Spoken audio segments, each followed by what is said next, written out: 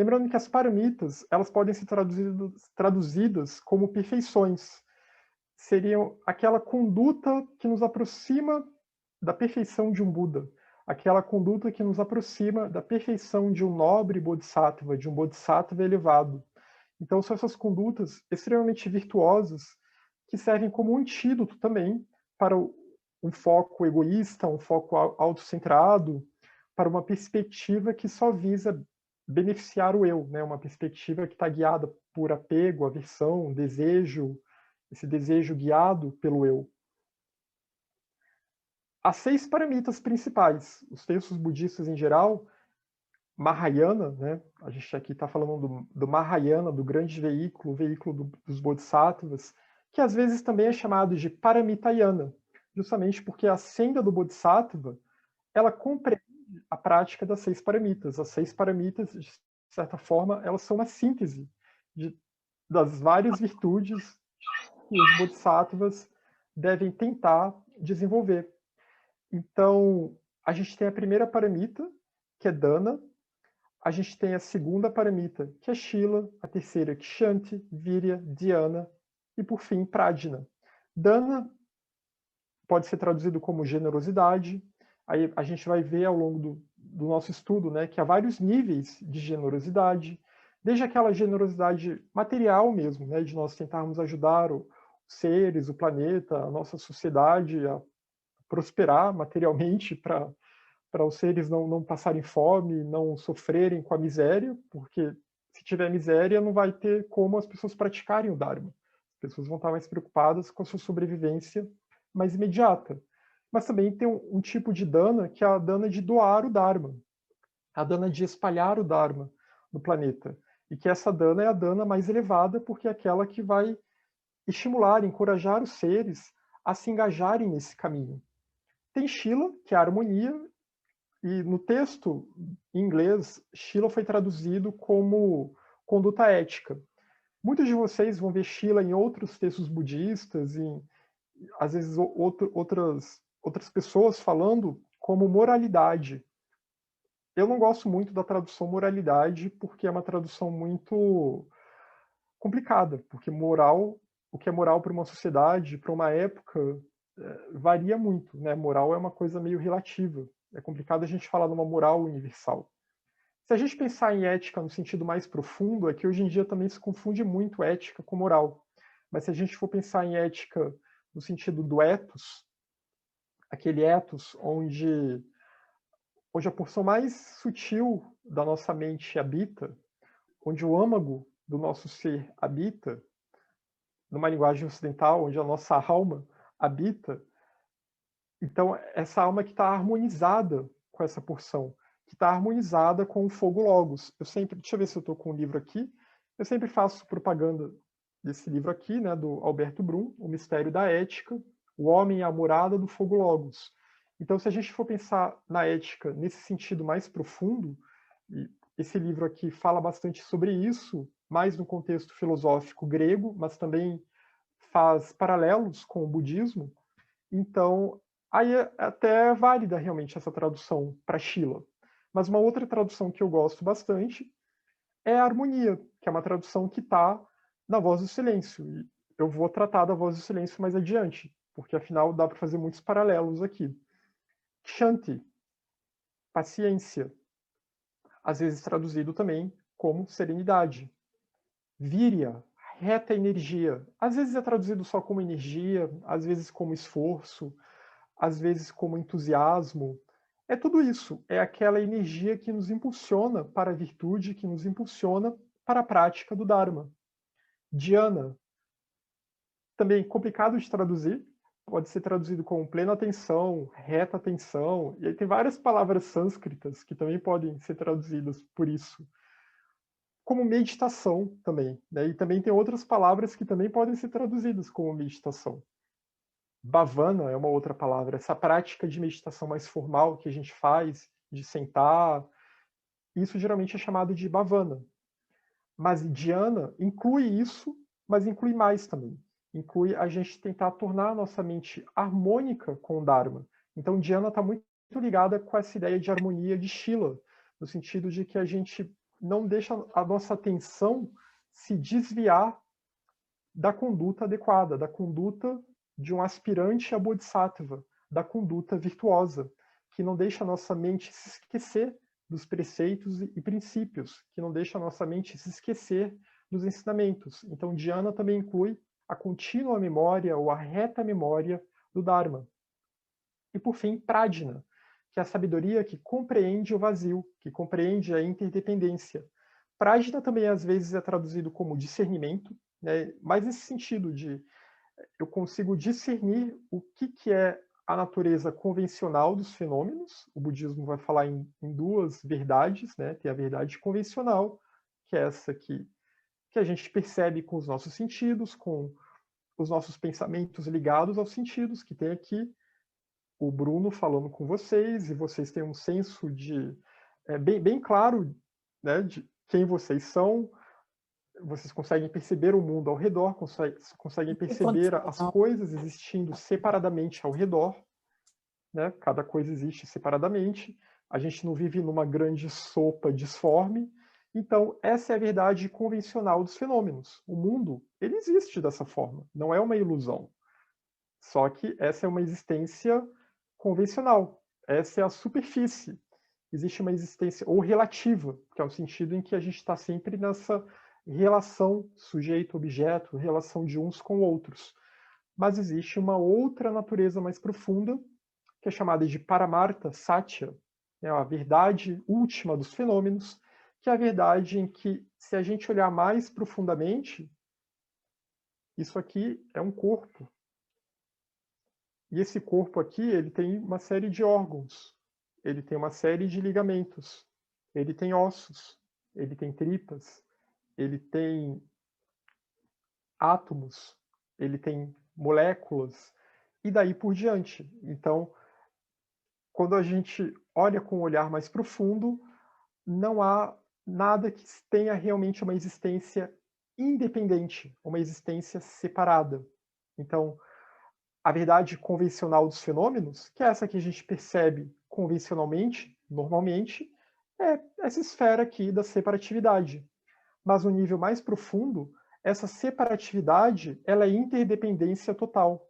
Os átomos, as moléculas, tudo está interagindo a todo momento. E essas coisas que parecem ter uma existência própria, na verdade, elas surgem a partir dessa união, ou melhor dizendo, dessa interação entre várias partículas, mediante causas e condições, num encadeamento complexo. Assim é que o universo surge, e assim é que todas as coisas surgem também.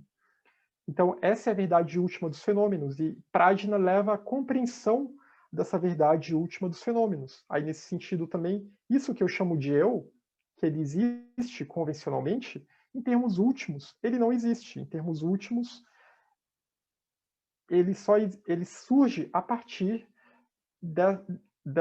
desse encadeamento de causas e condições, que também vão envolver todo um processo de renascimento de vidas e vidas, todo um contínuo de existência, um contínuo mental, que vai carregar tendências kármicas, chamados samskaras, padrões kármicos de comportamento, que vão, de alguma forma, me dar essa sensação de que eu existo como um ser separado, sendo que, na verdade, a forma como a gente se define está muito ligada à nossa interação com os outros eus que existem por aí, com as outras pessoas, com os outros seres, e também a nossa interação com o mundo fenomênico, com todo o mundo fenomênico, com os apegos, aversões, etc.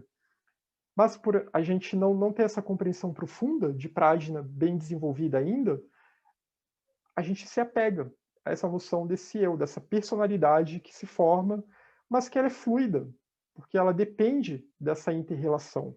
E ela só surge na dependência dessa inter-relação, ela só surge na dependência da interdependência. Ela não tem uma outra forma de existência num nível mais profundo. Ela não tem uma essência indivisível.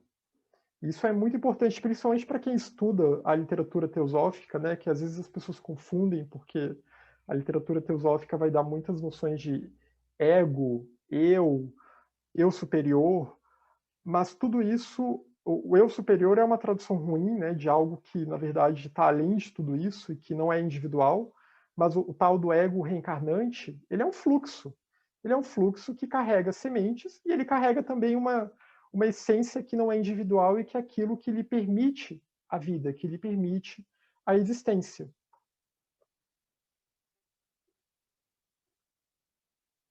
A Voz do Silêncio, que é vinculada, né, não é um texto, é sempre bom lembrar, não é um texto de autoria da Blavatsky, é um texto da escola Yogacara, uma escola que foi muito atuante no século IV, lá na Índia Antiga, uma escola muito importante para o budismo Mahayana, e a Voz do Silêncio vai falar em 7 paramitas ao invés de 6. Então aqui a gente tem 6, e na Voz do Silêncio a gente tem 7, que são apresentadas como as 7 portas.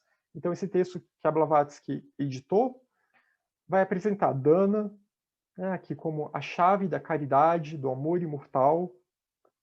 É muito já aquela tradução mais numa outra linguagem, né, uma linguagem mais século XIX, Shila, a chave da harmonia, e é por isso que eu gosto de harmonia para Shila, ao invés de ética ou de moralidade, a chave da harmonia nas palavras e nos atos, a chave que contrabalança a causa e o efeito, não deixando mais espaço à ação kármica.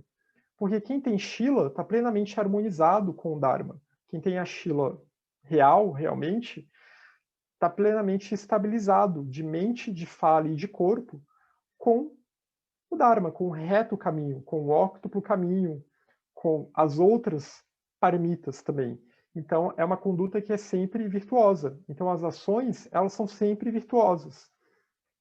Por isso que não dá espaço a essa ação kármica. A karma aqui é no sentido de ação que ainda tá naquele jogo dos kleshas, está ainda naquele jogo das aflições mentais. Ainda tem um eu que está sendo guiado por apegos, aversões, e que vai gerar ora karma positivo, ora karma negativo, e fica sempre nesse vai e vem.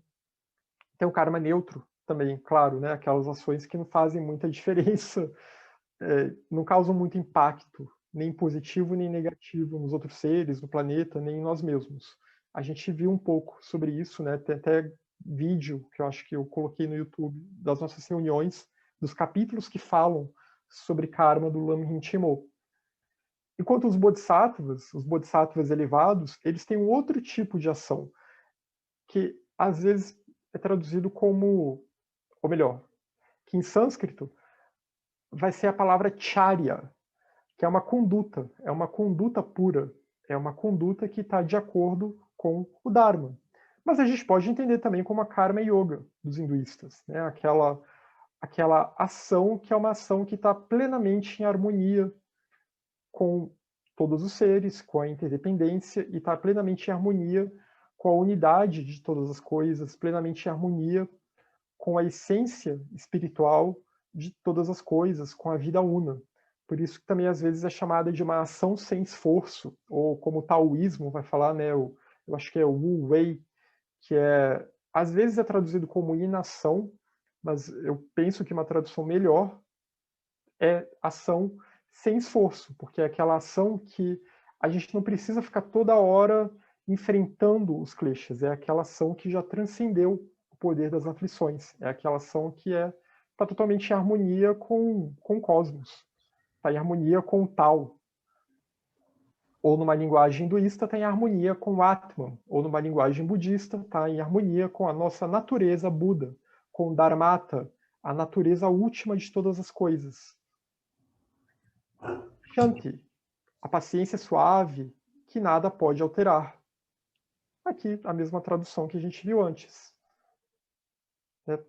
Isso é muito complicado, principalmente nos dias de hoje, que a gente está sempre sendo bombardeado por vários estímulos, né, e o excesso e o acesso excessivo de informações e a tecnologia sempre presente deixa as pessoas muito mais impacientes do que o normal. Então é sempre importante a gente tentar.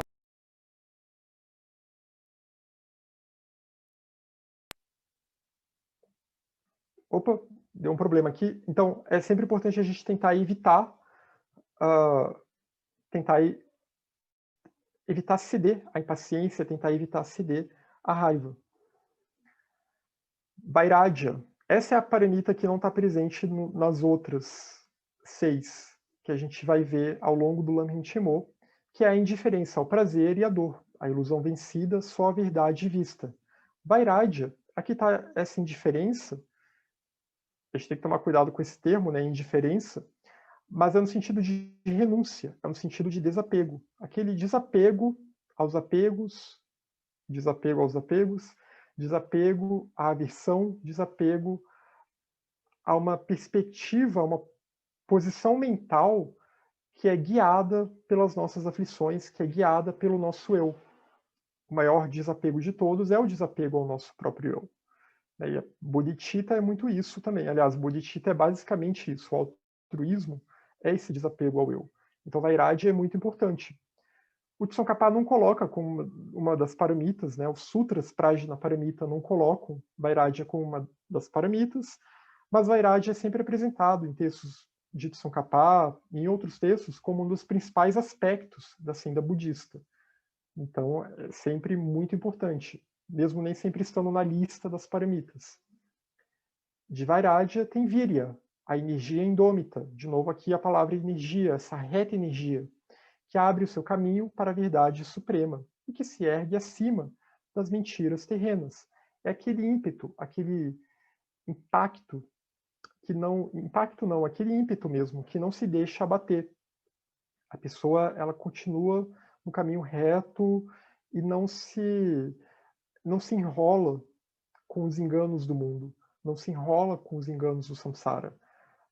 Ela pode estar sendo provocada, e as provocações não só externas, mas internas também, né? As nossas tendências mentais nos provocando, mas mesmo assim ela tem aquela energia irresoluta. Então ela não se desvia do caminho.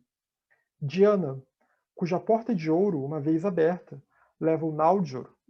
Naljor pode ser traduzido como o santo, né? A pessoa pura. Leva o Naljor para o reino de Sat, leva o Naljor para o reino da seidade, o reino da potência do ser se manifestar, o reino do puro ser. Porque aqui é aquela mente que está plenamente harmonizada, com todas essas outras paramitas aqui. Então, ela não perde o seu foco. E assim, ela se conduz ao reino do ser, do puro ser, o eterno, e para sua contemplação sem fim. Então, a gente voltar a nossa mente para o eterno, a gente voltar a nossa mente para a natureza última de todas as coisas. Prajna, cuja chave faz de um homem um deus, criando um Bodhisattva, o filho dos Jnanis, porque Prajna é o que supera a ignorância de acharmos que nós somos um eu separado, a ignorância de acharmos que os fenômenos têm uma existência separada. A gente só está vendo a superfície. Prajna faz a gente ter uma compreensão mais profunda. E uma vez que se tem essa compreensão mais profunda da interdependência, a bodhicitta última, o altruísmo real, que não tem mais volta, esse altruísmo ele desperta. E assim, a pessoa se torna um bodhisattva legítimo. Ela se torna um filho dos Dhyanis, dos Dhyani Budas, né? Cada um dos 5 Dhyani Budas estão associados na cosmologia budista a uma virtude diferente. E há uma série de deidades, né, que vão estar relacionadas a essas várias virtudes.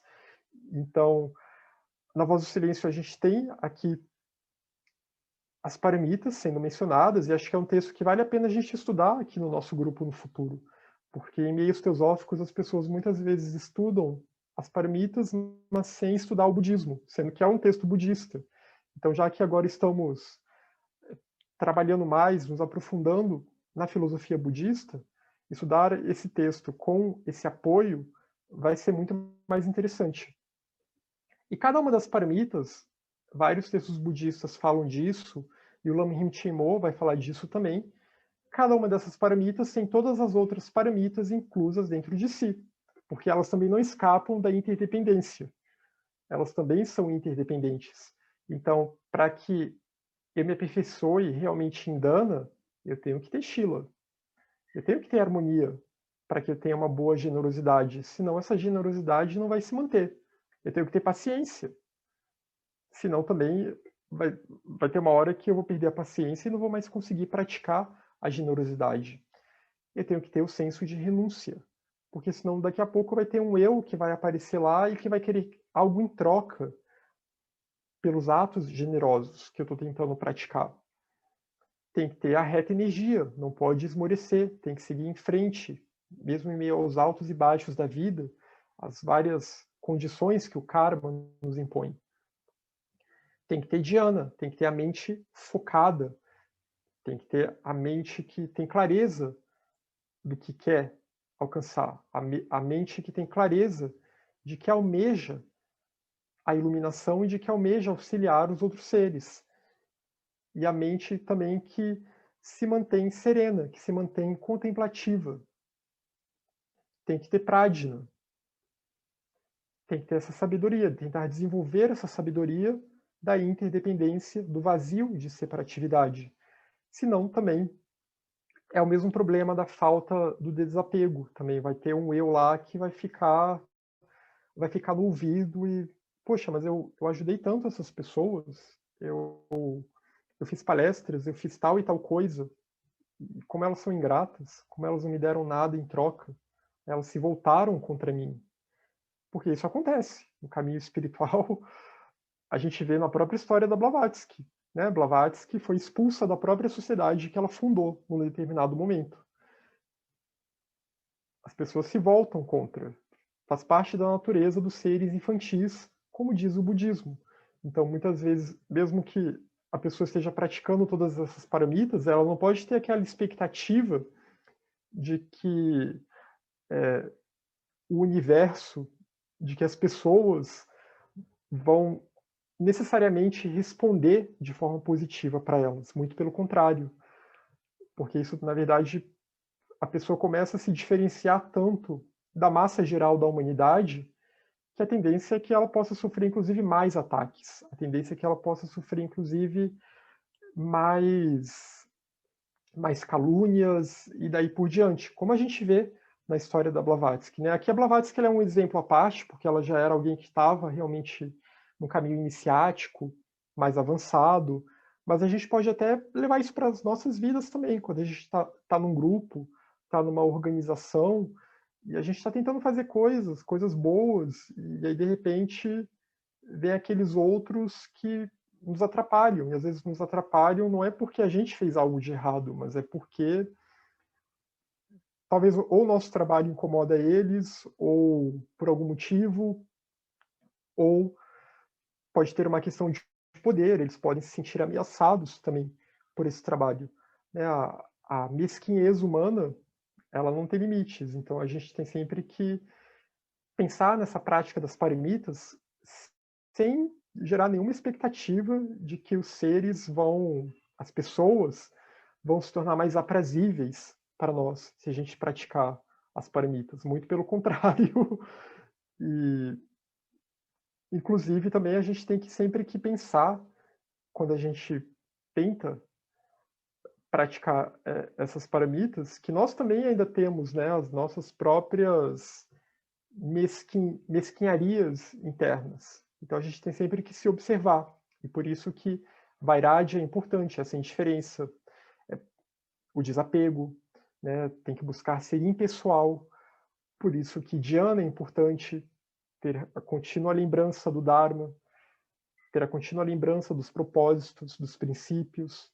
Por isso que Prajna é importante, exercitar o discernimento, entender que, da mesma forma que essas pessoas têm um eu, que por vezes pode nos ferir, nós também ferimos essas pessoas em algum momento.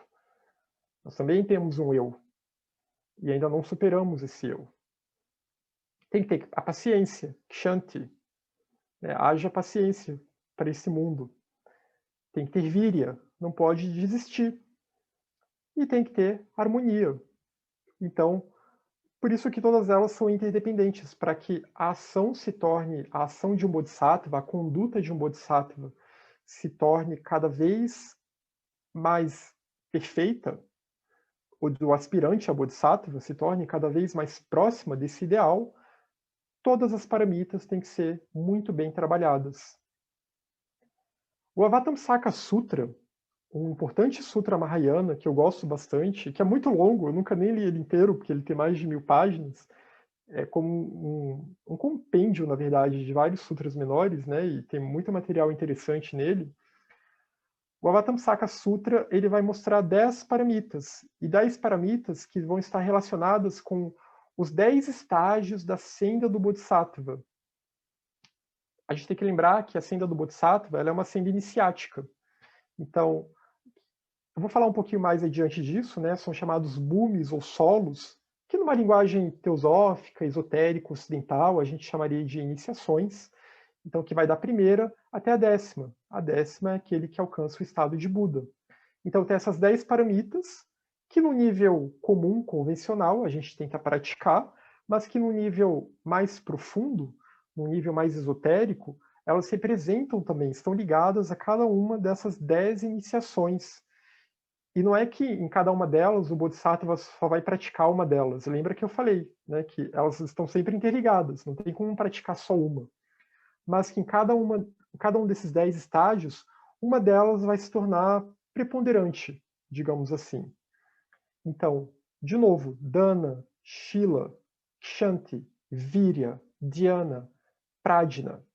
As 6 básicas que a gente vê em praticamente toda a literatura mahayana, e mais essas outras aqui. O Paya, métodos habilidosos.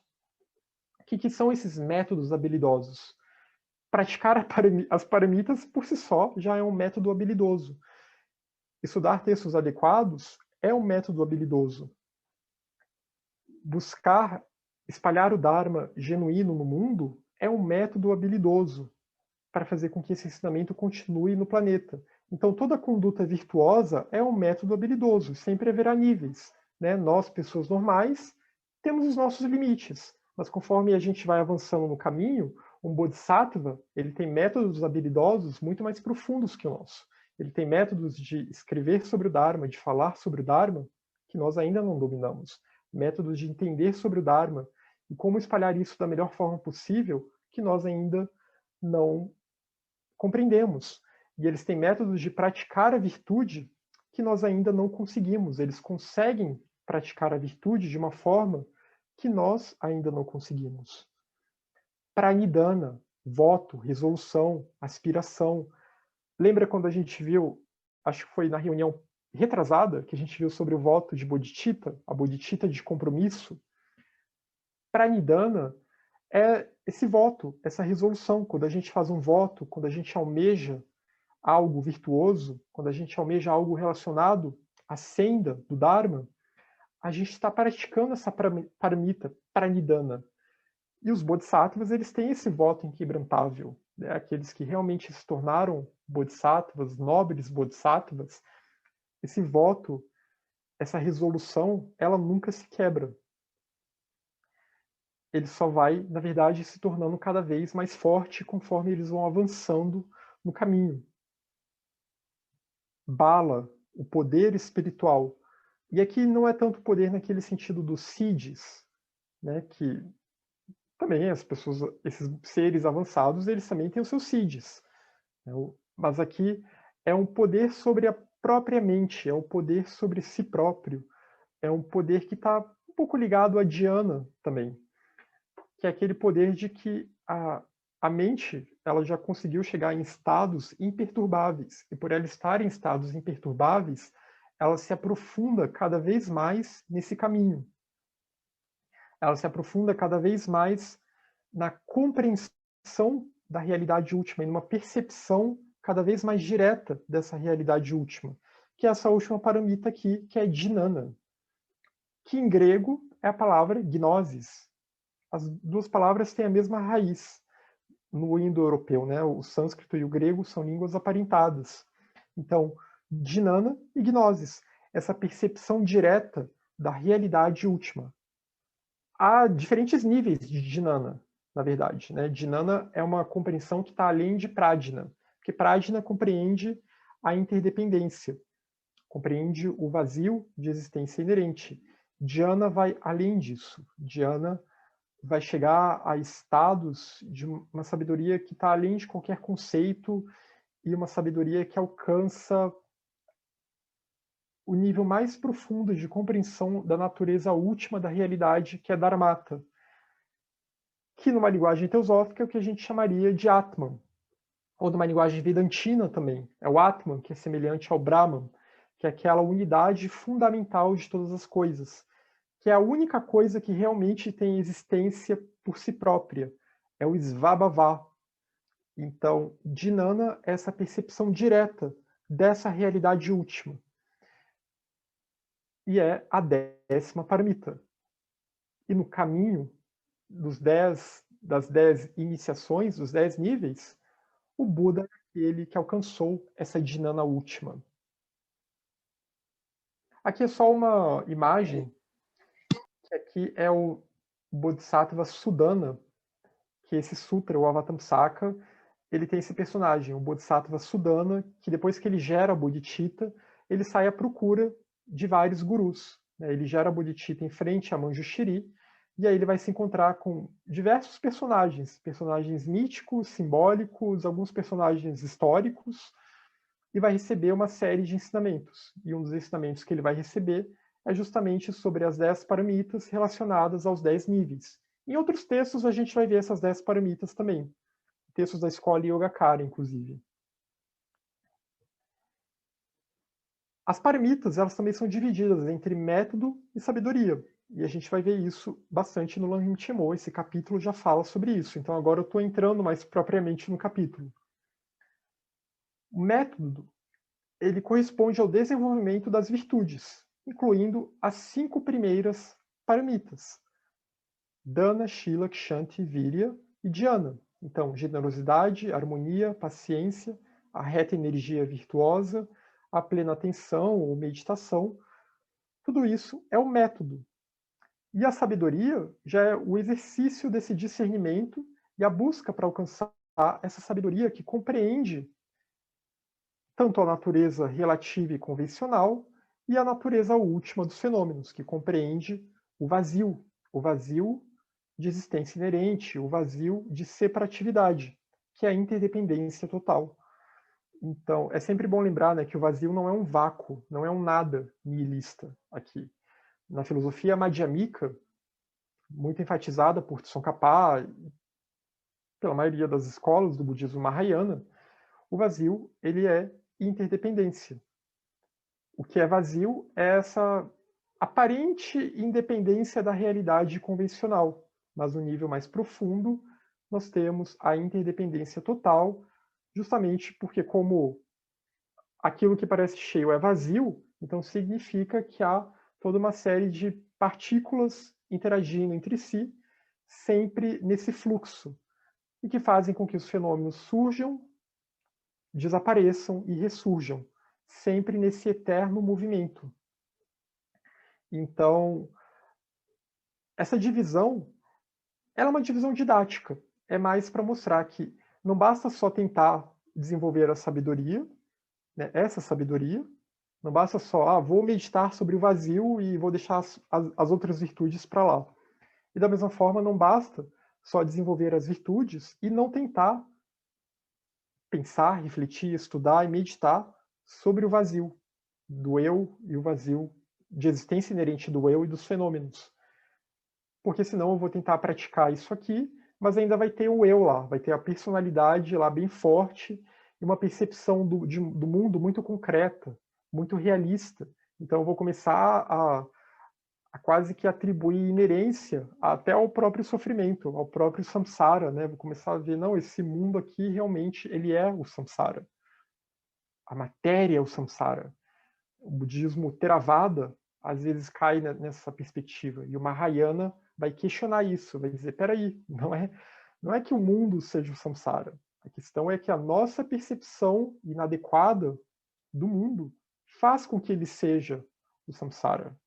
Porque a gente não percebe que, além dessas aparências, existe algo mais profundo. Existe todo o encadeamento de causas e condições, toda uma rede de interdependência.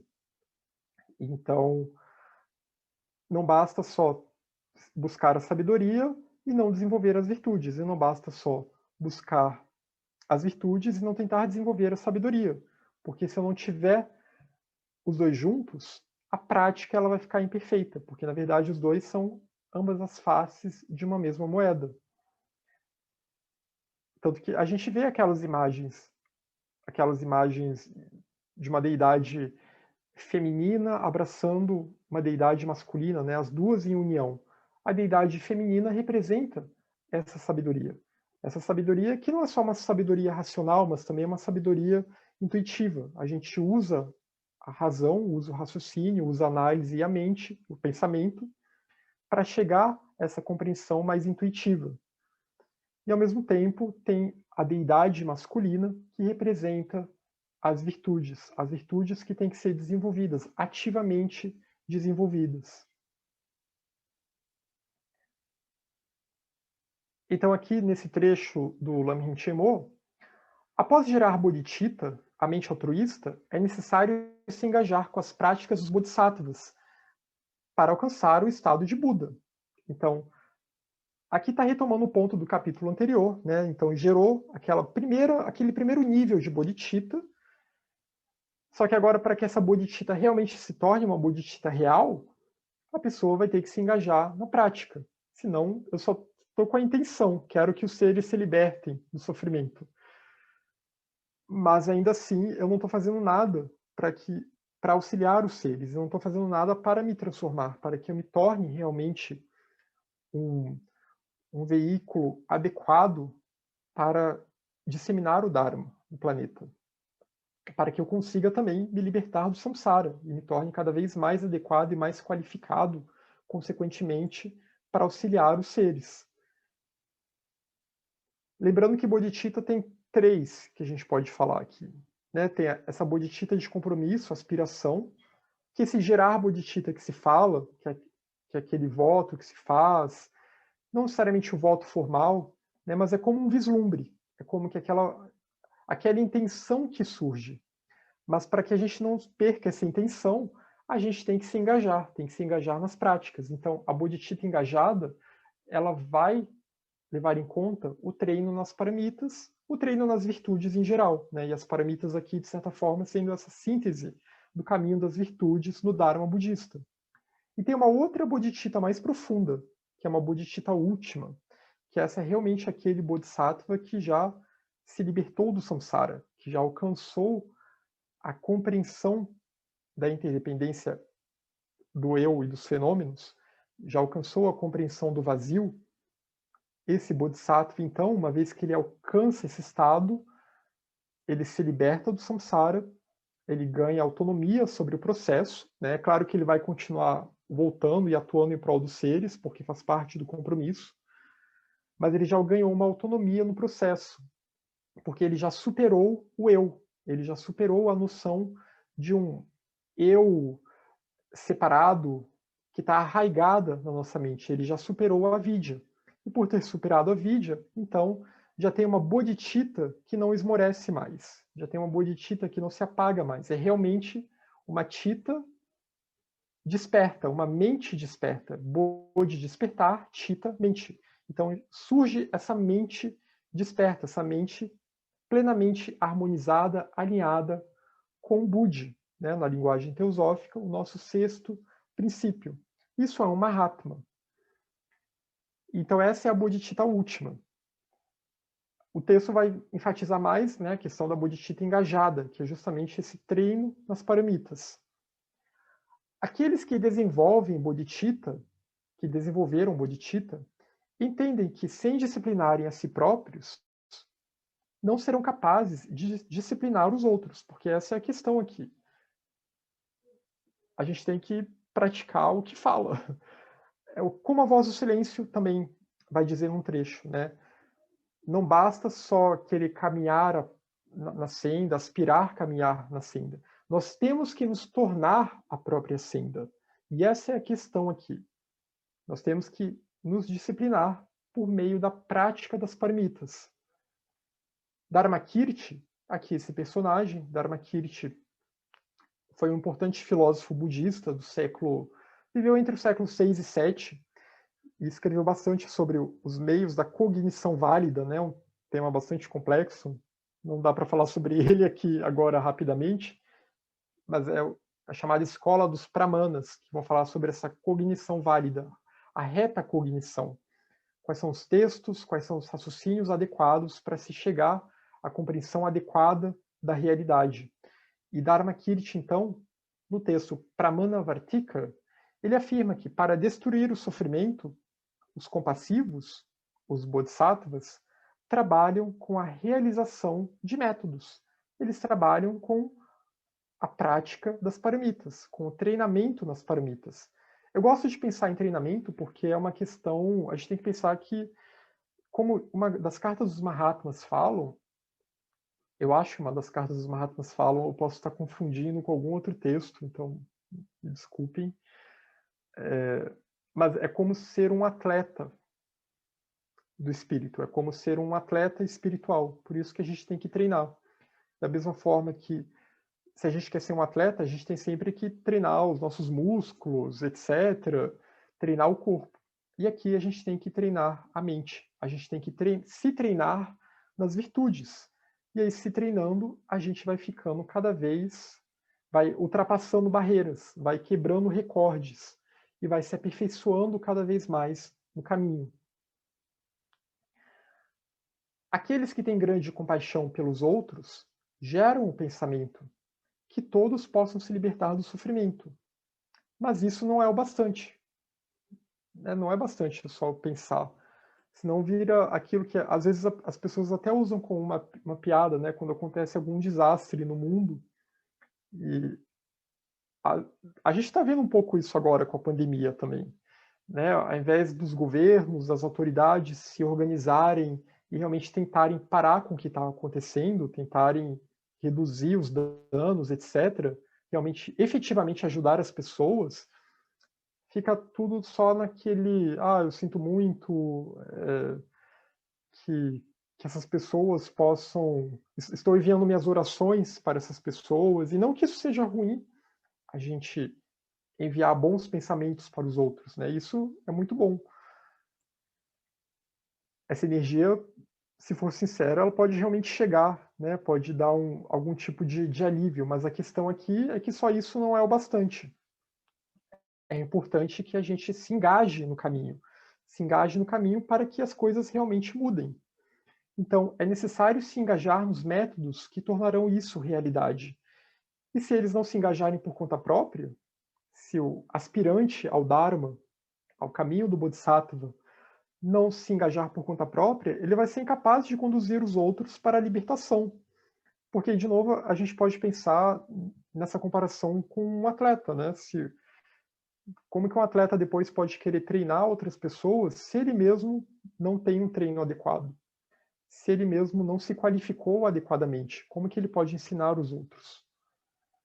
Portanto, se você quer trabalhar pelo bem-estar dos outros, você deve primeiro disciplinar a si próprio. Primeiro a gente tem que buscar se disciplinar. Disciplinar o nosso eu. Colocar o nosso eu no seu devido lugar. Lembrar ao nosso eu que ele é só um acessório. Ele é só um acessório para que a gente consiga servir aos outros seres. A prática consiste em aprender e treinar nos preceitos da senda do Bodhisattva. Então, cabe aqui estudar, refletir, meditar e tentar se transformar e praticar as virtudes.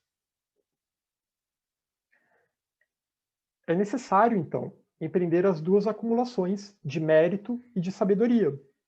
Os estágios da meditação, Bhavana Krama, de Kamala Shila, ensina que para um resultado apropriado é necessário um conjunto de causas e condições adequado. Da mesma forma que tudo que a gente sofre na nossa vida está ligado ao nosso karma, a nossa busca espiritual também. Lembra daquele capítulo sobre o karma que a gente viu no ano passado? Que de ações virtuosas, um bom karma será gerado, né? A gente sentirá bons efeitos disso. E de ações negativas, ações não virtuosas, ações guiadas pelos nossos vícios, um karma negativo será gerado. Então, é uma matemática bem simples aqui. Claro que não é aquele toma lá da cá instantâneo, né? Porque a gente está aí perambulando pelo samsara desde tempo sem início. Então, a questão kármica ela é bastante complexa, mas a questão é que se a gente coloca energia, se a gente coloca energia mental, energia da fala, energia do corpo, se a gente age em consonância com o Dharma de maneira virtuosa, pensa e fala de maneira virtuosa, então essa energia, esse padrão kármico, a tendência é ele ficar cada vez mais repetitivo no bom sentido. Ele vai ficar cada vez mais energizado no nosso fluxo mental. E cada vez vai ficar mais fácil para a gente ter acesso a esses ensinamentos em vidas futuras. Porque a gente vai atrair isso para nós. Geramos as condições para isso. O discurso sobre a grande iluminação de Vairochana é um Dhyani Buda, né, que representa seria como o arquétipo dos Budas, é um Buda arquetípico. Também é associado, pode ser associado ao Buda último, o Adi Buda, a natureza Buda que está presente em tudo. Então, nesse texto, é dito: o Senhor dos Segredos, a sabedoria sublime da onisciência, tem sua raiz na compaixão. Então, a sabedoria que chega, que leva à onisciência de um Buda, a raiz dela está na compaixão. Porque, como também já foi dito aqui, uma vez que se supera o foco autocentrado, e a compaixão ela tem essa função de purificação, né, se purificar do foco excessivo que a gente dá ao nosso eu. Uma vez que a gente faz isso, a gente vai cada vez mais chegar à sabedoria, mais próximo à sabedoria da realidade última, e vai chegar cada vez mais próximo da onisciência de um Buda. A compaixão, ela tem bodhicitta como a sua causa. Bodhicitta aqui pensando como aquele potencial que nós temos em nós. Aquela citta que, no seu aspecto mais sutil, ela tem Buddhi. Citta, a mente, no seu aspecto mais sutil, ela pode ser equiparada a Buddhi. Tem uma clara luz lá, bem sutil, que é essa clara luz que, na literatura teosófica, é o que é chamado como um raio do Atman. Então, essa clara luz mais sutil, quando ela é acessada, ela nos leva para algo que está muito além dessa nossa existência mesquinha, guiada pelas aflições. E o caminho de purificação, toda a senda gradual, é muito para isso, para que a gente consiga despertar Chitta de fato, para que Chitta se torne uma Chitta desperta, e não essa Chitta dormente que a gente tem. A gente tem uma Chitta, uma mente que está embotada pelos kleshas. A nossa mente ela tem que despertar para a realidade. Mas para isso tem que ter método. Bodhicitta é consumada pelo método. E o método é a prática das virtudes. Então, de novo, a gente está vendo aqui essa interconexão entre a sabedoria e entre o método, entre a sabedoria e as demais virtudes. Porque as virtudes elas vão tirar o eu do foco e vão nos levar para a sabedoria que está além da percepção autocentrada e da percepção de que a separatividade é a única realidade possível. Kamalashila, aqui essa imagem do Kamalashila está bem bonita, inclusive. Né? Kamalashila no seu Bhavanakrama, né? Kamalashila no século VIII, foi um dos que trouxe o Dharma para o Tibete, na primeira tentativa, que não deu muito certo, mas ele tentou. Kamalashila explica que há dois tipos de bodhicitta, convencional e última. Então, aquilo também que eu mencionei mais atrás, né? Então, a gente tem essa bodhicitta mais convencional, que é primeiro aquela bodhicitta de compromisso, ou bodhicitta aspirativa, aspiracional, que é uma aspiração. Aí tem uma bodhicitta engajada, que a gente se engaja no caminho das virtudes, um caminho da acumulação de método e sabedoria, para que a bodhicitta última desperte, que é justamente quando se alcança a compreensão profunda da interdependência de todas as coisas. E aí, essa bodhicitta última vai despertar, e uma vez que ela desperta, aí sim é uma bodhicitta real. Aí sim não tem mais perigo da mente ficar embotada. Kamalashila também explica que o método empreende todas as virtudes. Então, todas as virtudes que nos conduzem para esse caminho, para o caminho do despertar, são o método.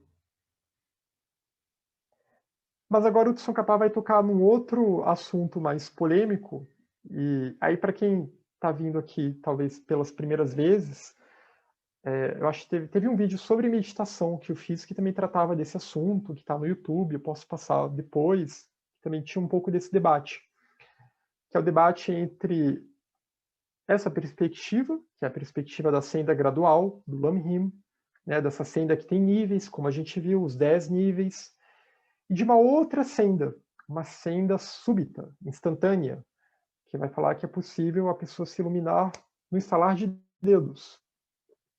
Se ilumine no estalar de dedos ou seu dinheiro de volta. Que faz parte de uma interpretação inadequada de textos de Yogacara que surgiu no século V, é uma questão complexa, mas é uma perspectiva chamada de Chittamatra, uma perspectiva que só se volta para a nossa mente individual e em desligar os movimentos dessa mente. Ela não se volta para o despertar da virtude, ela não se volta para a análise dos fenômenos, a análise da realidade. Então, a gente vai ver um pouquinho sobre isso aqui agora. Algumas pessoas, como o chinês Xuanzang, têm uma ideia errônea sobre os dois tipos de bodhicitta. Esse chinês é um chinês que chegou no Tibete no século VIII e ele debateu com Kamalashila. Kamalashila ganhou o debate e o chinês foi expulso do Tibete. Mas esse ensinamento dele perdurou, né? E tem algumas escolas tibetanas que vão falar sobre esse ensinamento, que vão enfatizar esse ensinamento da senda súbita. Mas então, algumas pessoas, como esse chinês, têm essa ideia errônea. Eles dizem que qualquer pensamento, mesmo os pensamentos virtuosos, nos prendem ao samsara.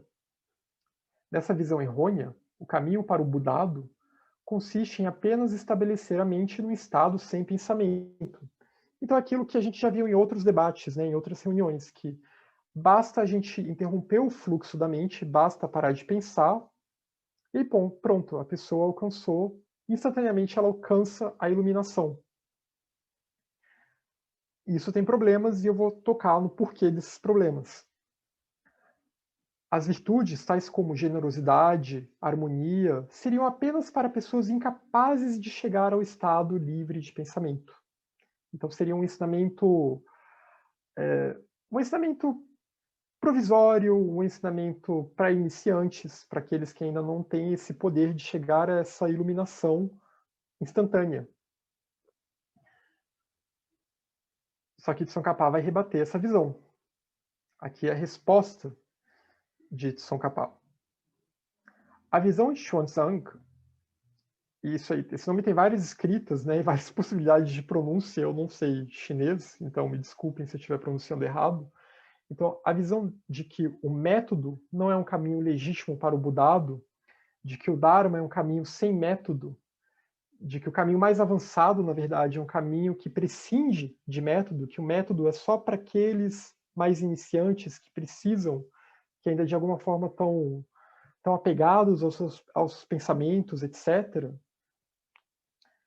Essa visão era uma negação da realidade convencional.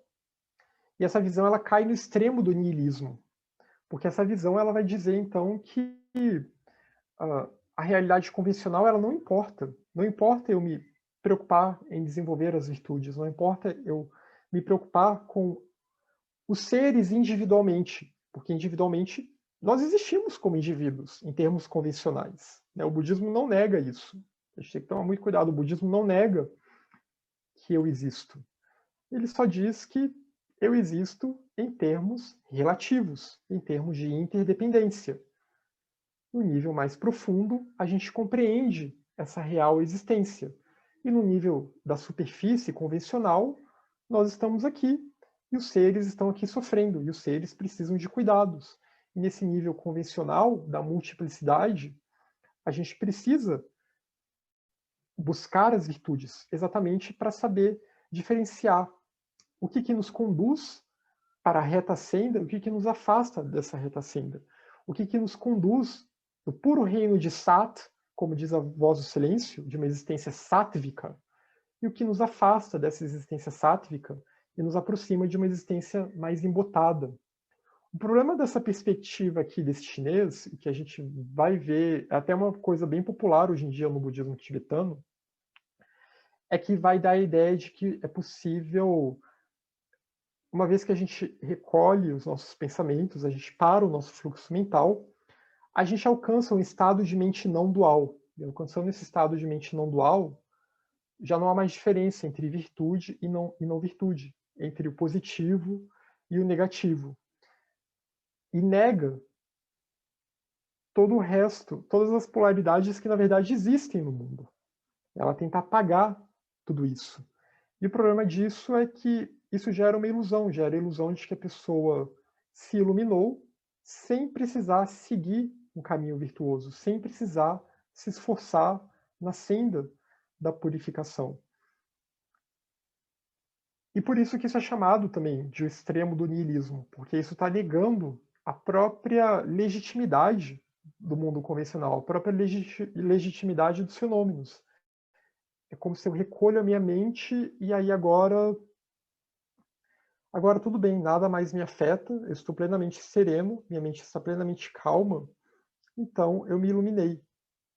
Mesmo que no nível mais profundo, eu ainda carregue sementes de vício, eu ainda carregue no nível inconsciente, porque isso aqui trabalha só com o consciente.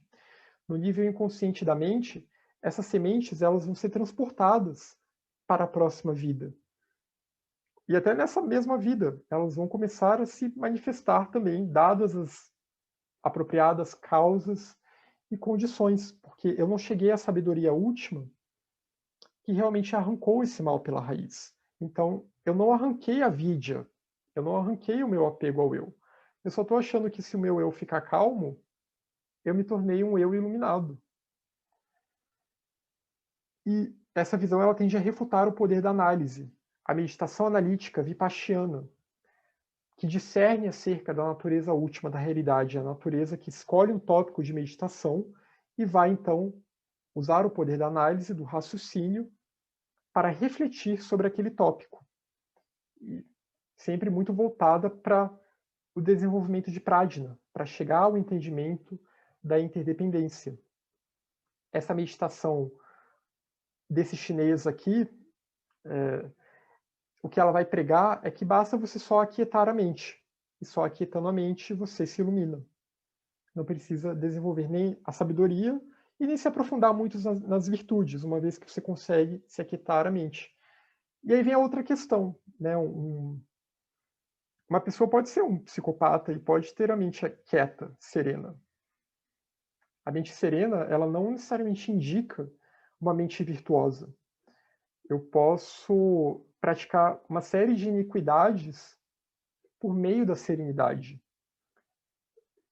Então esse caminho, ele tem seus perigos, porque ele pode levar, inclusive, agora falando em termos bem ocidentais, né, ele pode levar, inclusive, para uma espécie de teurgia distorcida, para uma teurgia das trevas, uma teurgia sombria, em que cada vez mais eu estou serenando a minha mente, mas quando eu ajo no mundo, eu não diferencio entre a virtude e a não virtude.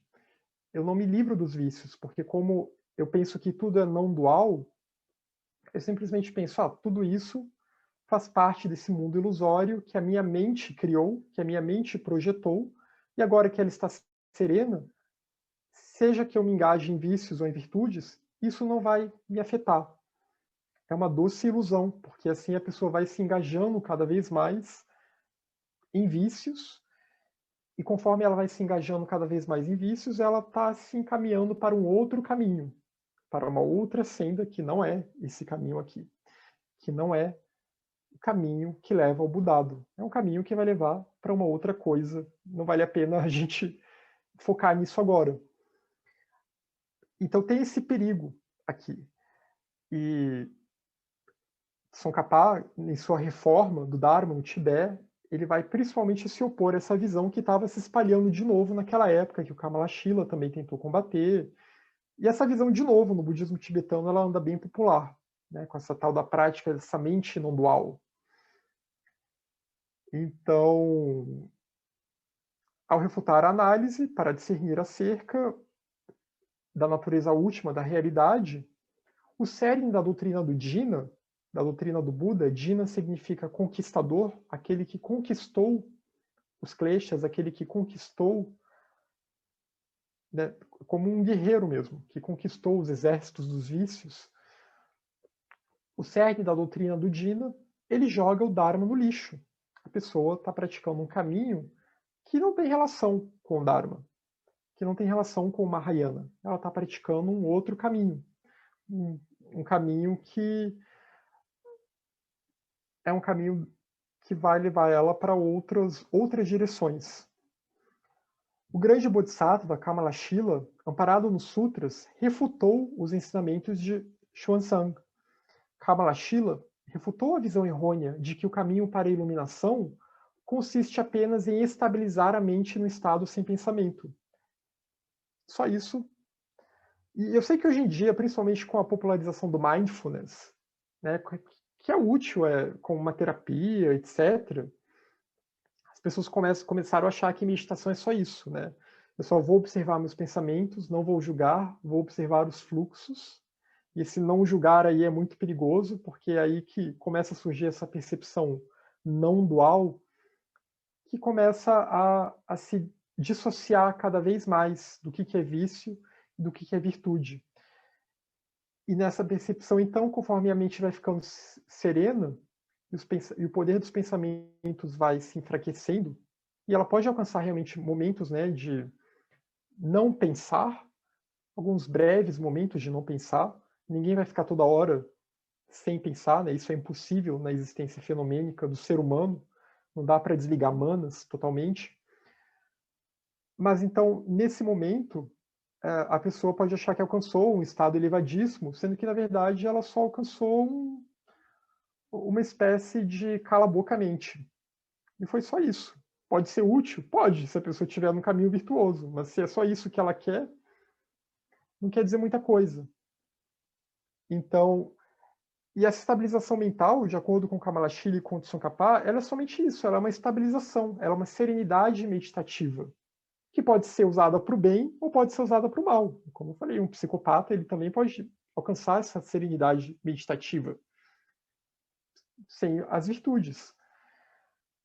Mas ainda há aqueles que seguem a visão de Xuanzang. Então aqui é um debate filosófico que está presente no Mahayana da Índia e está presente no Tibete, e que é muito central na reforma que o Tsongkhapa fez. Por isso também que eu estou trazendo isso aqui.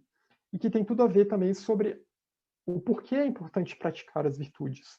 Porque a gente vive num mundo dual. Não dá para negar a dualidade.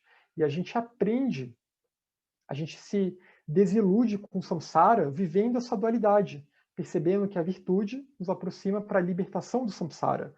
E a não virtude nos prende cada vez mais a esse eu que está nessa teia de sujeito-objeto, de que ora quer uma coisa, ora não quer outra, e que está suscetível ao poder dos kleshas, que está suscetível ao poder de avidya e dos outros vícios mentais. A própria Blavatsky fala, né, nós aprendemos, no mundo que vivemos, nós aprendemos por meio da oposição, porque nós vivemos num mundo de oposições, de polaridades. Não dá para tentar negar essas polaridades. E aí é só também fazer um parênteses, porque eu sei que tem a Vedanta não dual, né, a Vedanta Advaita, só que a verdadeira não dualidade não é essa dualidade que está meio na moda hoje em dia, né, da mente que fica parada, só observando, se aquieta, e ela não se volta nem para a virtude e não se volta nem para o vício, e aí quando vê, as duas coisas se misturam nela. Mas a não dualidade real é a não dualidade do Atman, é a não dualidade de Brahman, que está além dessa esfera fenomênica, é o númeno, é o que no budismo a gente chama de Dharmata. E essa não dualidade, ela está além da nossa mente também. E essa não dualidade ela só é alcançada depois que justamente a pessoa praticou muito a virtude para ela se afastar cada vez mais desse mundo poluído em que nós estamos, da nossa mente poluída, do mundo do desejo, do mundo de avidya, etc. Só parar de pensar em nada tem a ver com a meditação acerca do vazio. Isso também é importante, porque essas escolas elas vão dizer que uma vez que você parou de pensar, serenou a mente, você gerou uma mente de clara luz que vai ser capaz, então, de alcançar o vazio. Mas isso não é o vazio. O vazio ele é algo muito mais profundo que isso. Shunyata, a interdependência de todas as coisas, ela só pode ser alcançada mediante a análise, mediante o uso do pensamento, conforme o pensamento vai trabalhando com as categorizações dos fenômenos, e conforme então vai investigando, investigando, investigando, até que a energia do pensamento vai transformando a mente, e vai transformando a mente nas suas camadas mais profundas, porque os nossos pensamentos eles geram sementes, geram samskaras também. Esses samskaras vão sendo introjetados no nosso contínuo mental, de modo que vai chegar um momento que o nosso contínuo mental, nos seus níveis mais inconscientes, né, o budismo também fala no inconsciente, assim como depois da psicanálise no século XX, nos seus níveis mais inconscientes, vai conseguir, então, se libertar do poder dos kleshas. Mas o pensamento é necessário. E porque, em termos teosóficos também, a gente tem que pensar que o pensamento é um poder criativo. Né? Manas não foi nos dada à toa, foi nos dada para ser usada e para ser a ponte para Budi. Se a gente alinha o pensamento da forma correta, com as virtudes, serenando a mente, esses pensamentos, essa energia mental, cada vez mais vai propiciar que Budi fique cada vez mais acessível para nós, essa intuição mais elevada, essa intuição mais espiritual. E aí também os nossos pensamentos vão ficando cada vez mais claros, lúcidos e virtuosos. Então a ideia não é buscar um torpor de não pensar mais, mas a ideia é buscar uma lucidez. A meta para os praticantes do Mahayana é o nirvana final. Para alcançar o nirvana final, é necessário conhecer a realidade. Então é necessário analisar a realidade. É necessário conhecer os fenômenos, como a gente vê no caminho do ocultismo. O ocultista é aquele que ele busca conhecer a natureza. A natureza com N maiúsculo, mas também a natureza com N minúsculo, que busca conhecer o funcionamento de tudo, o funcionamento do cosmos, etc. E busca refletir sobre essa identidade entre o macro e o microcosmos em nós. Então não é um caminho que ignora o conhecimento, que ignora as coisas que têm que ser aprendidas para que se compreenda a realidade.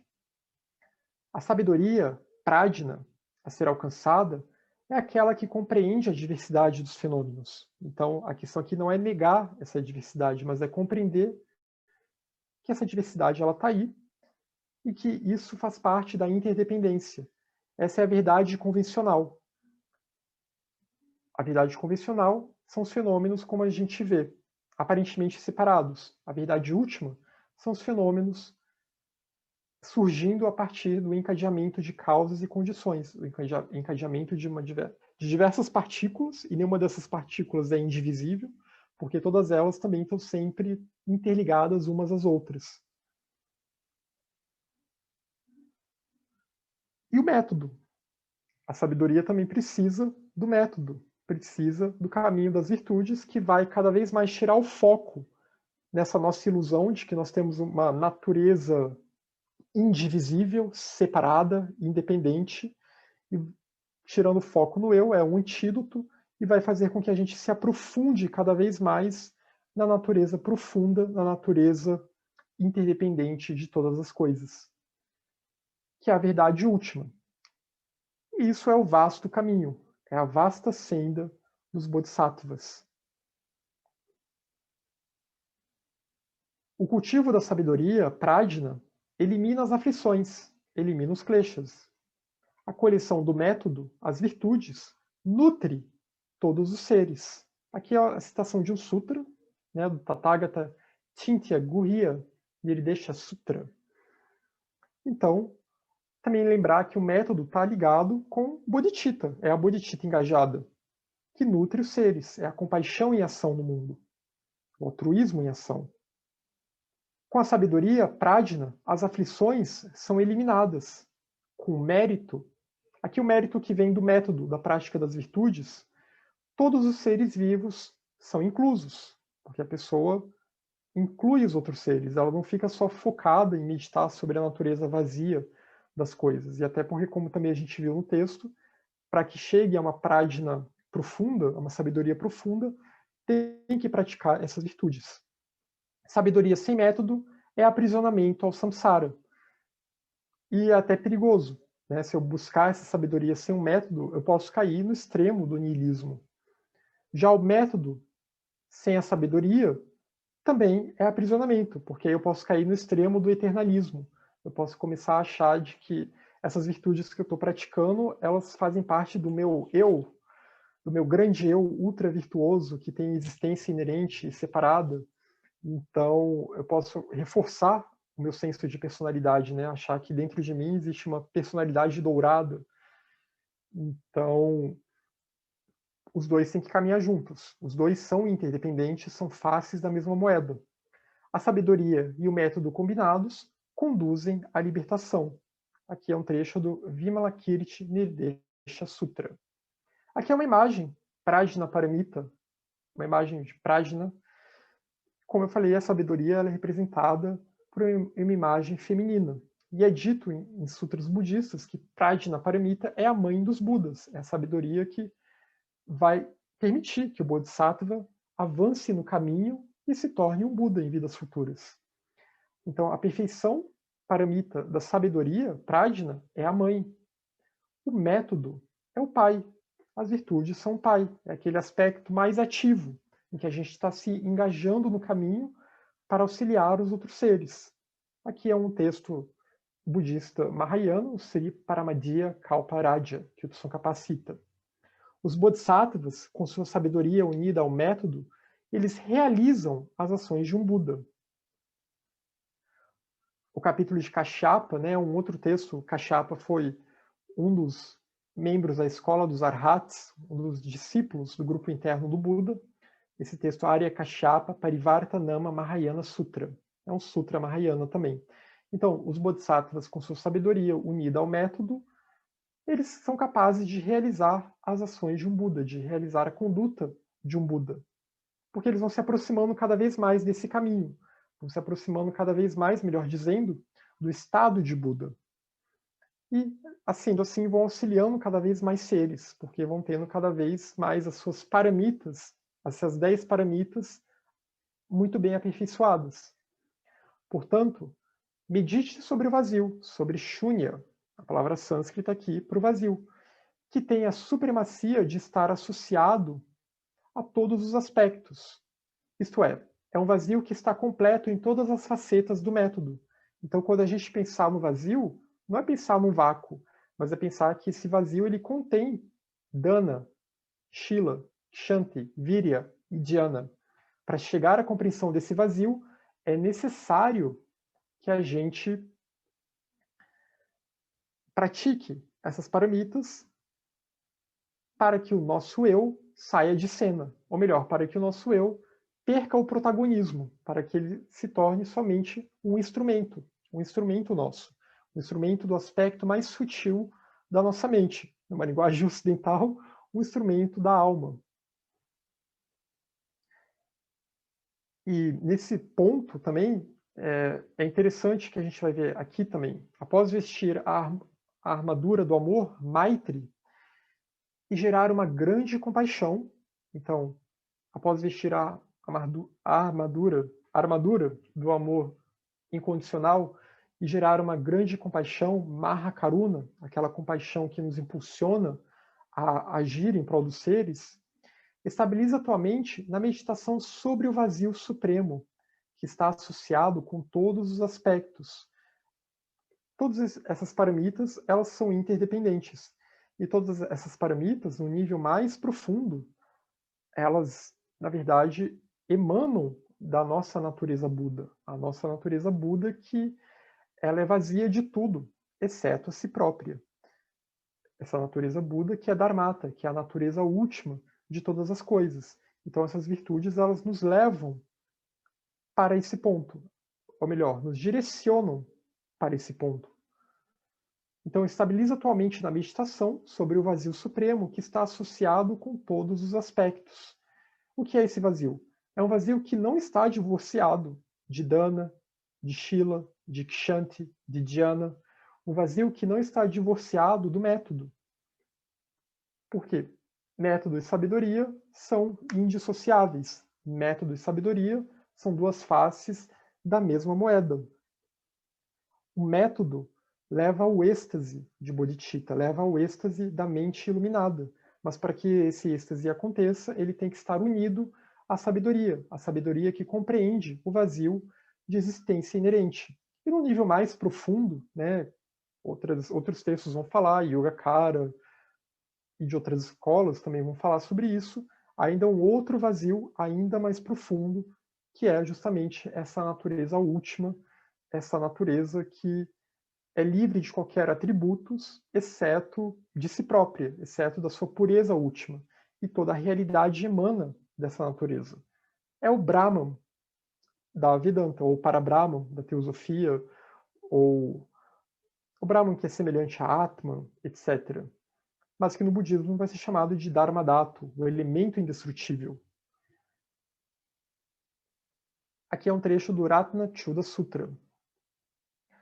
A generosidade, dana, shila, harmonia, a paciência, kshanti e daí por diante, são como pintores. Né? Conforme a gente vai praticando essas paramitas, a gente está pincelando um retrato. E o vazio supremo, em todos os seus aspectos, que contém todas essas paramitas interdependentes, interligadas, a sabedoria que compreende essa interconexão, ela é o retrato, ela é o retrato completo. Então a questão aqui é a gente conseguir montar esse retrato. É até dito no texto, né? Isso vem do Taratantra de Maitreya, um texto Yogacara. Então, esse vazio supremo que está sendo dito aqui é um pouco esse vazio que o Tsongkhapa está falando, da interdependência, mas também é um outro vazio mais profundo. Porque essas virtudes, elas são interdependentes? São, ok, elas existem uma na dependência da outra. Mas elas emanam da natureza Buda em nós que está querendo despertar. E essa natureza Buda em nós é a nossa natureza última. É aquilo que é vazio de tudo, exceto a si próprio. É que textos da antiga escola Junã vão chamar que é o vazio de outro, que está além do o vazio de si, que é o nosso vazio aqui. Eu sou vazio, nós somos vazios de nós mesmos, somos vazios de um eu inerente. Mas a natureza Buda, que está latente em tudo, a vida una, ela é vazia de outro, porque ela é a plenitude total, ela é plena de si própria. Mas o Tsongkhapa não usa muito essa linguagem. O Tsongkhapa ele fica mais no enfoque aqui do vazio da interdependência mesmo, do vazio da natureza, o vazio de separatividade, digamos assim. Né? Não é ainda aquele vazio que é plenitude. É um nível muito profundo, mas que ainda não é esse nível. São capazes de seguir uma perspectiva filosófica que prefere não falar sobre esse vazio, exatamente para evitar essas confusões, como aquela confusão que o chinês fez. Então, ele segue um caminho que a gente chamaria de apofático. É sempre uma via negativa, né? Você vai sempre reduzindo. Não é, não é, não é, não é, não é, não é, não é, e nada pode ser dito sobre o nirvana, nada pode ser dito sobre a realidade última. O que a gente sabe é que praticando as paramitas e cada vez mais se esvaziando de egoísmo, se esvaziando de eu, então a gente vai chegar a essa dhinana última, a essa percepção direta da realidade que está além das conceituações, que está além de atributos, etc. Que tentar verbalizar sobre ela acaba sendo, de certa forma, um ato que pode levar a equívocos, né? Então, acho por isso que há muito essa preocupação na linguagem da escola Gelugpa. Mas o vazio supremo, ele é um retrato. E esse retrato que é formado pelas paramitas. É como se a gente estivesse pintando um retrato de um Buda. E se a gente não tem um pintor para representar uma paramita adequada, está faltando uma paramita, essa pintura vai ficar incompleta. Então, porque o Buda é aquele que tem todas essas 6 paramitas, ou 7 paramitas, ou 10 paramitas plenamente aperfeiçoadas, plenamente despertas. Arquetipicamente falando, o Buda é a consumação de todas essas paramitas, e todas essas paramitas derivam do Buda. São coisas que estão além do nosso mundo. São coisas, então, que estão em nós para que nos levem, nos conduzam de volta a esse estado. A generosidade, dana, shila, harmonia, a paciência, kshanti e daí por diante são os pintores. Essa parte que eu acho que eu repeti o slide. Não, tinha voltado. Então, se o método estiver incompleto, o retrato ficará incompleto. Mesmo os bodhisattvas, que estão além do 8º nível, do 8º bhumi, né, falando naqueles 10 níveis de novo, e alcançaram a sabedoria não conceitual, eles continuam se engajando no método, porque eles alcançam um nível de sabedoria que está além da linguagem. Essa sabedoria, sim, realmente está além do pensamento, ela é pura intuição, mas ainda assim eles continuam se engajando nos métodos. Eles não param de emanar virtudes e não param de agir em prol dos seres. Eles não ficam num silêncio total. E, na verdade, a prática de método deles fica ainda mais aperfeiçoada, porque eles agora têm esse entendimento não verbal e mais profundo da realidade última de todas as coisas, que está além do eu, está além da mente, está além de qualquer coisa que a gente consiga conceber no mundo fenomênico. Cada nível, cada um desses níveis, né, tem ênfase num aspecto, como eu já tinha falado antes, cada um dos 10 níveis vai enfatizar uma das 10 paramitas, como expresso no Sutra dos 10 níveis, que o Tsongkhapa cita, e que é um capítulo do Avatamsaka Sutra. Por isso que aqui ele está citando os bodhisattvas do 8º bhumi, e aí ele vai dizer que mesmo havendo ênfase em cada uma das virtudes, em cada um dos níveis específicos, os bodhisattvas não deixam de praticar as demais virtudes, porque estão todas interligadas. Todas as virtudes estão contidas em cada uma delas. Ou melhor, cada uma delas contém todas as outras. Engana-se quem pensa ver atalhos na senda, se não aprender e adotar as ações de um bodhisattva. Então engana-se quem pensa que simplesmente é uma questão de parar de pensar, de observar os pensamentos sem julgar. Isso não é nem a ponta do iceberg do caminho. Aqui, na filosofia Mahayana, na senda do Bodhisattva, o caminho que leva para o estado de Buda.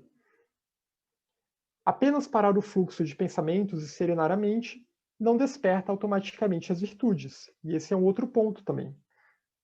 Apenas serenar é como... De novo, eu vou usar aquela metáfora meio feia do psicopata. Se o psicopata ele serena a mente dele, ele só vai se tornar um psicopata melhor, porque ele vai se tornar ainda mais...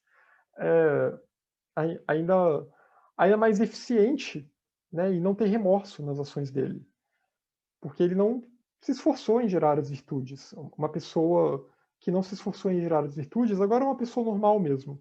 Se ela só serenou a mente, se ela só acalmou, essas virtudes aqui, essas 6 paramitas, elas não vão surgir instantaneamente. Elas têm que ser praticadas. É uma energia mental aqui. Toda uma questão da gente alimentar essa energia, direcionar a nossa energia mental para que cada vez mais a nossa mente se torne cada vez mais imbuída por essas virtudes, por essas qualidades, cada vez mais colorida por elas. Se a gente só simplesmente apaga tudo com uma borracha, não vai fazer com que o arco-íris desperte. Quando a vida, o corpo, a longevidade, as condições favoráveis, né, aquelas condições, ter tempo livre, ter acesso ao Dharma e daí por diante, Então, quando a vida e tudo isso fazendo parte da vida é imbuída pelo método, a prática das virtudes, então a vida, essa vida aqui no corpo físico, ela se torna uma causa para a libertação do samsara. Porque aí a pessoa está aproveitando, ela está aproveitando essas causas e condições. Corpo livre, o tempo livre, longevidade, condições favoráveis, acesso aos ensinamentos, e está se dedicando, e está gerando ainda mais condições propícias para que ela consiga se libertar do samsara. Por isso que os textos sempre vão falar da preciosidade da vida humana, porque é na vida humana que a gente consegue reunir todas as condições necessárias, não só essas condições aqui que estão mencionadas, mas também os princípios necessários, o corpo necessário, o tipo de corpo necessário, o tipo de mente necessário, com manas ativado, a mente pensante ativada para se ligar a Budi, para que então a gente consiga de fato se libertar do samsara, coisa que os animais, por exemplo, não conseguem, e coisa que outros seres de outros reinos também não conseguem, por não terem algum desses princípios completos em si. Alguns desses princípios estão totalmente latentes neles, ainda não estão plenamente ativados. E a chave aqui é manas. O Viveka Chudamani vai falar, agora fazendo a ponte com a Vedanta, de que manas é a chave do nosso aprisionamento e a chave da nossa libertação. Então, a nossa mente pensante, para onde a gente direciona essa energia mental, o pensamento é isso, o pensamento é energia. Para onde a gente direciona, ou a gente se conduz para a libertação, ou a gente se conduz para mais aprisionamento. E não existe repouso na natureza, né? O movimento ele é contínuo. Então, por isso também que não basta só eu achar que eu vou entrar no estado de repouso e aí nesses segundos ou minutos de repouso eu vou me iluminar. Não, porque o movimento ele vai continuar. O movimento do fluxo não para. A gente está quase terminando, eu acho, então vai dar tempo de terminar hoje. Portanto, visto que não há período em que não seja necessário praticar essas ações virtuosas, as 6 perfeições, etc., até que se torne um Buda, cabe a você treinar, praticar essas ações. Então, a prática das virtudes, ela é necessária a todo período. Mesmo os bodhisattvas, os níveis mais elevados, eles continuam se aperfeiçoando nas virtudes. E um Buda é a epítome de todas essas virtudes. É a consumação de todas essas virtudes. Então não há férias aqui. Toda a literatura sobre o que deve ser adotado e o que deve ser abandonado é igualmente válida para o veículo do mantra secreto. Aqui eu me confundi na escrita, mas é tudo que deve ser adotado e abandonado na literatura Prajna Paramita, na literatura sobre as 6 paramitas mais a sabedoria, nos sutras Prajna Paramita também e em outros textos, ela vai valer tanto para esse veículo dos sutras, né, esse veículo que se foca mais na questão da filosofia, e também para o veículo do chamado mantra secreto, das transmissões orais, das meditações mais profundas, das práticas mágicas, magia ritual, alta magia, que é o Vajrayana, que é o veículo realmente mais profundo. O que ele está dizendo aqui é que a base é a mesma. Alguém que está se envolvendo no Tantra, e a palavra Tantra aqui significa método, alguém que se envolve nesse caminho de visualizações, meditações, mantras mais profundos, que vai mexer com canais sutis, né, vai energizar os chakras, essa pessoa ela tem que estar plenamente amparada nas virtudes, ela tem que ter essa conduta muito ética, ela tem que ter muita shila, muita dana, muita shila, muita kshanti, e daí por diante. Senão, essa prática pode se degenerar, e isso pode causar danos à pessoa. E aí também ela pode acabar endoidando, né? Os vícios podem se fortalecer, porque vai ser muita energia que vai ser trabalhada e muita energia que vai ser trazida para o corpo e para a mente. As pessoas com discernimento têm certeza sobre a importância de método e sabedoria e continuamente se dedicam a esse caminho. Então, aquele diz Tsongkhapa, quem tem o discernimento, sabe que é importante se engajar no caminho das virtudes e, ao mesmo tempo, buscar a sabedoria. Tentar praticar as 6 paramitas. Se o praticante destrói o orgulho, elimina os ciúmes, inveja... Ah, não, isso aqui já foi da reunião passada que eu mantive, né? Mas acho que, bom, não deixa de não ser válido. Se o praticante destrói o orgulho, elimina os ciúmes, inveja, mesquinhez e sente alegria com o progresso dos outros, então o bodhicitta é fortalecida.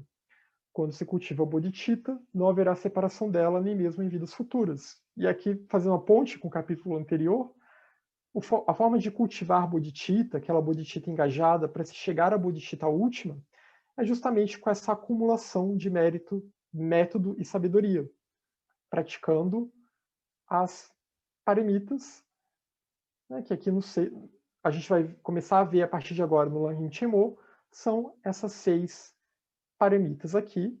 As 5 são método e a 6ª é a sabedoria, e elas sempre interligadas para conduzir os seres, conduzir o praticante à libertação do samsara e conduzir o praticante ao despertar real de bodhicitta.